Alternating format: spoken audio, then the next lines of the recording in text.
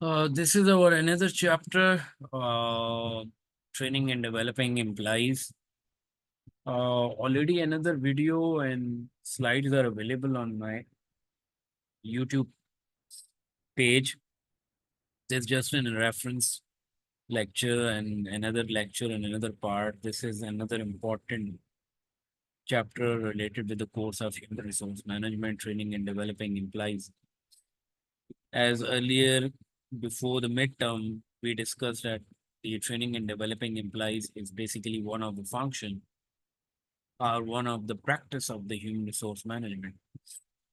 Training and developing employees is basically has a lot of benefits related with the training and development of an employee in the organization. The question arises is why we are going for the training? Why organization is giving the chance to the employee for the training?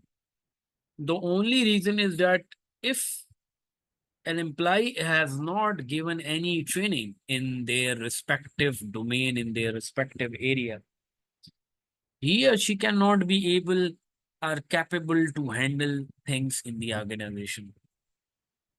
Organization required a lot of work, a lot of things which needs to be handled in a very good manners, in a very confined manners, or in a very good manners.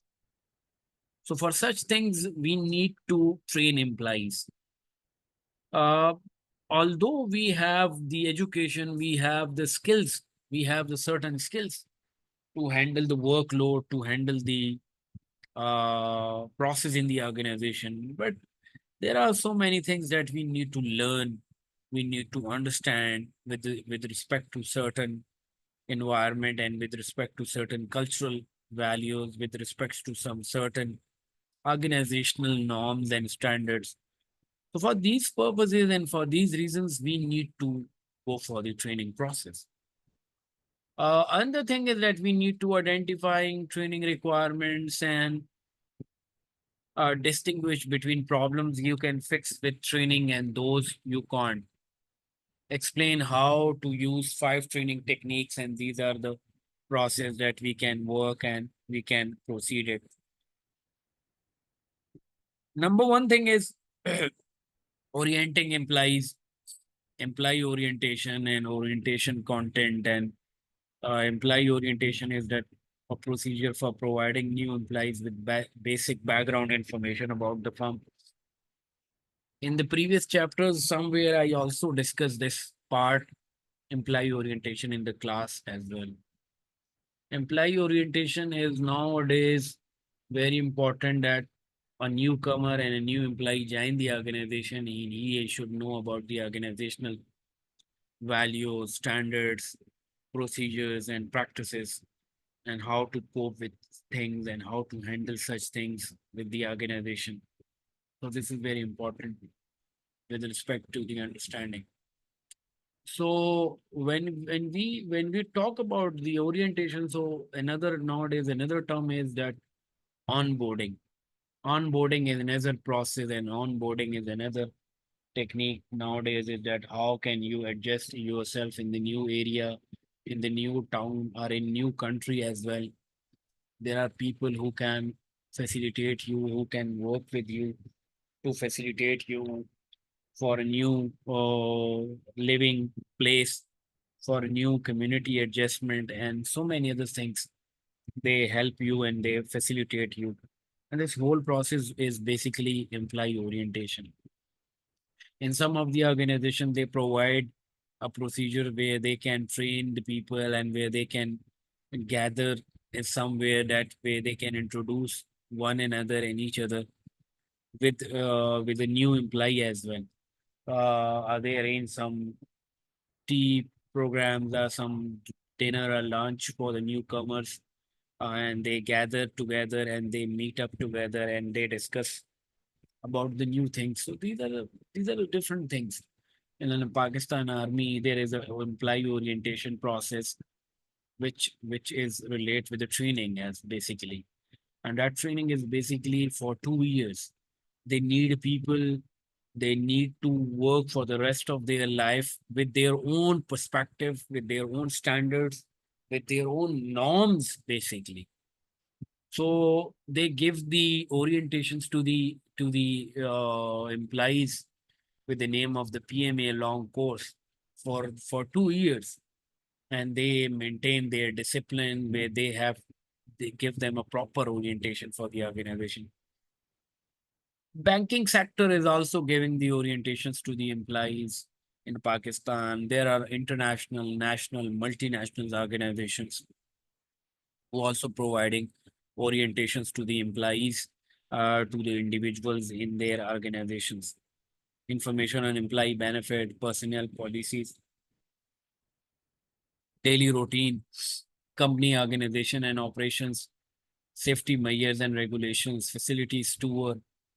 These are also the others part and other aspects related with the organizations and provide guidance to the individual in the organization.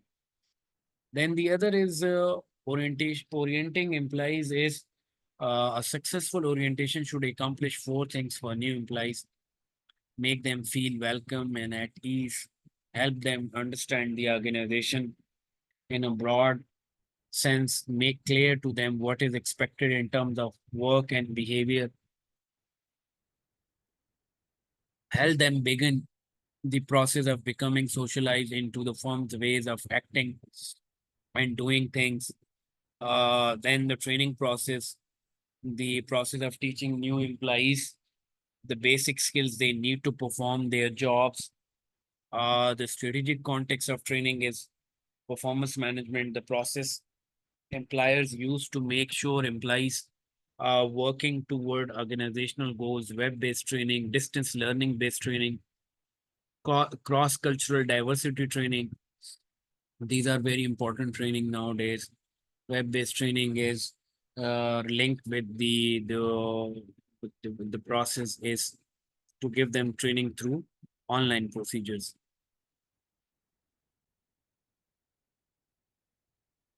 Web-based training is they give you organization has given the material to the employees, and employees goes to go, have gone through with the material and then have some testimonials, have some recorded videos, recorded material there, and they go through with the web-based training procedures, or if there is online procedures. But distance learning is basically also recorded videos available in web-based sometimes a conference trainings, a Zoom-based trainings, Google Meet trainings. These are also a kind of the web-based, and a distance learning based is basically they give you a proper sign-in password, and through the sign-in and password you have gone through and entered to the process, and then you have learned the uh, whole process.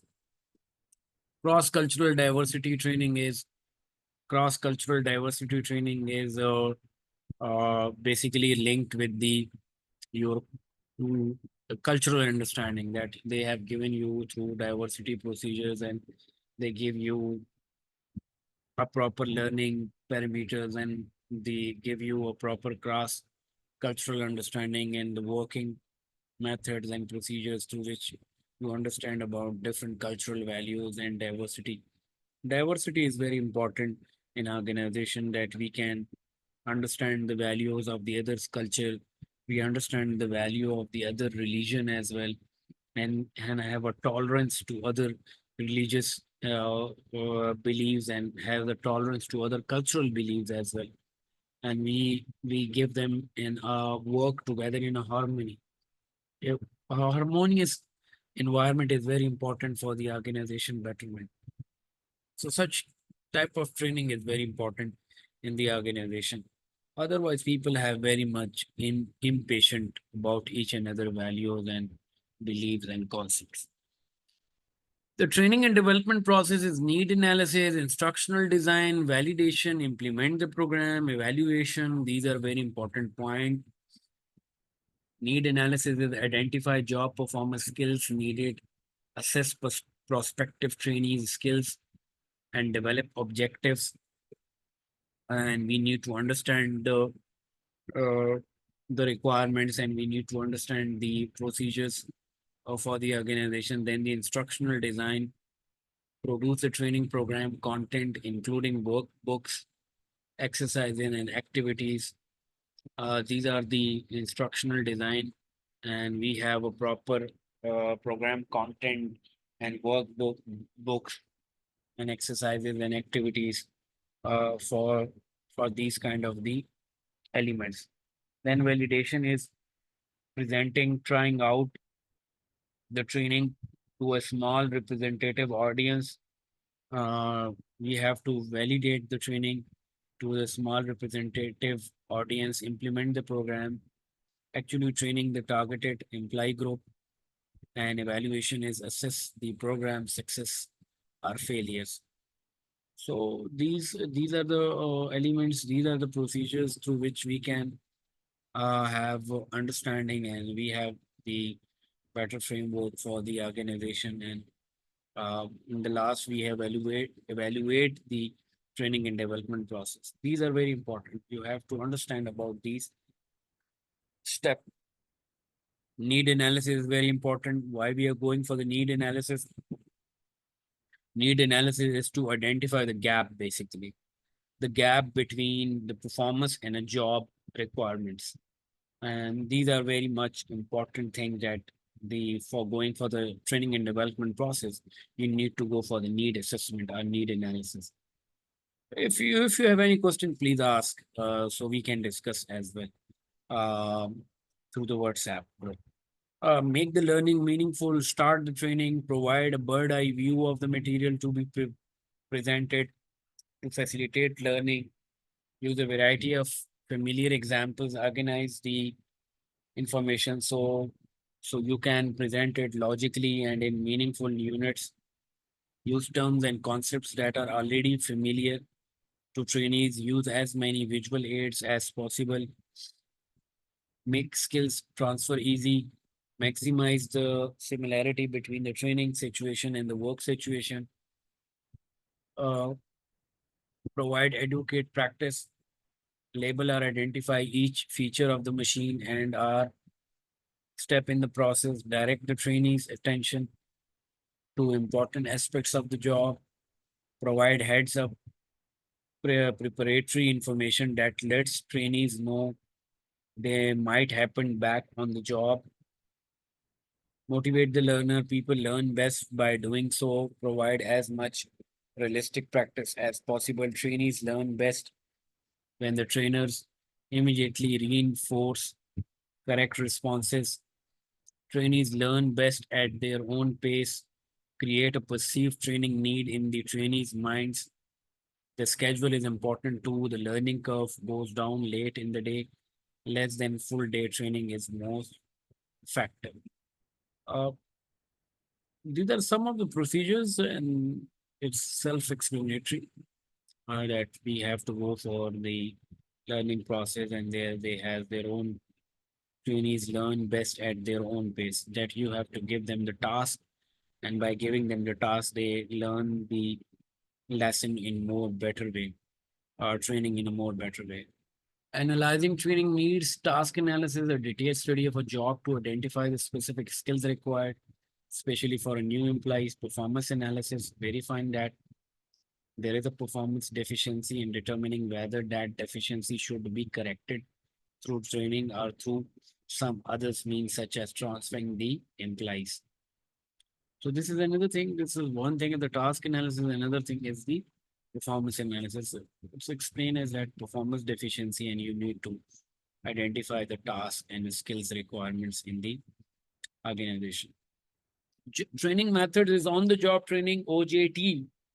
Having a person learn a job by actually doing the job, OJT methods, coaching or understudy, job rotation, special assignments, advantages, inexpensive, immediate feedback. These are some of the procedure that you have giving them the trainings on the job trainings and providing them proper coaching, job rotation, and a say special assignments if you have given them in a way that they handle work and in a way that they handle procedures in the organization. Steps in the OJT is the prepare the learner, put the learner at ease, relieve the tension, explain why he or she is being taught, create interest, encourage questions, find out what the learner already knows about this or other jobs, explain the whole job and relate it to some job the worker already knows, place the learner as close to the normal working position as possible, familiarize the worker with equipments, materials, tools, and trade terms. This is the first thing that you prepare the learner, present the operations, explain quantity and quality requirements, go through the job at a normal work pace, go through the job at a slow pace several times, explaining each step between operations, explain the different difficult parts are those in which errors are likely to be made. Again, go through the job at slow uh, pace several times, explain the key points, have the learner explain the steps as you go through the job at a slow pace. So it's depend on the job is that you have some on in some of the cases you will be slow pace and you have different steps. Each steps you have to give them a proper time. Then you have to give them a proper key points, explain them the key points for the jobs, and then based on that things you have give them a proper view about the operations, view about the proper working in the organization. Do a tryout, have the learner go through the job several times, slowly explaining each steps to you, correct mistakes, and if necessary do some of the complicated steps. The first few times run the job at the normal pace, have the learner do the job, gradually building up skill and speed. As soon as the learner demonstrates ability to do the job, let the work begin, but don't abandon him or her. And the other thing is relate with the jobs to so many other things related. Follow up is another step that we can go for the follow up as well. We can take the feedback from the workers and from the individuals, how they works in the organization. Training method is apprenticeship training, a structured process by which people become skilled workers through a combination of classroom instructions and on-the-job training. Informal learning, the majority of what employees learn on the job, they learn through informal means of performing their jobs on a daily basis. Job instruction training, JIT, is listing each job's basic tasks along with the key points in order to provide step-by-step training for employees. So this is another method.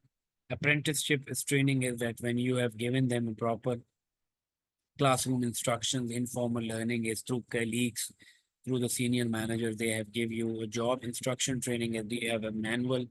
They provide you a manual and based on that manual, you have to perform your daily routine works in the organization.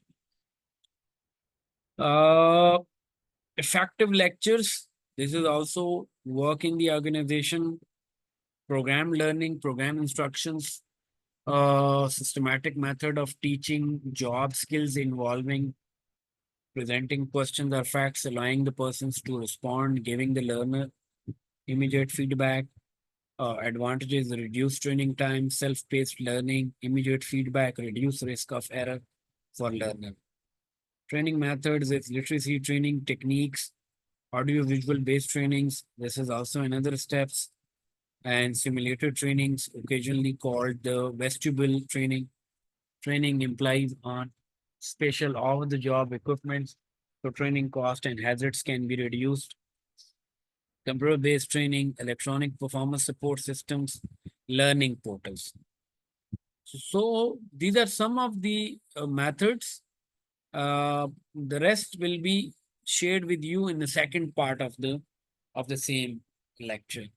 You have to go through with my another video based on this training and development. So you will get another idea. But however, I will go through the second part of this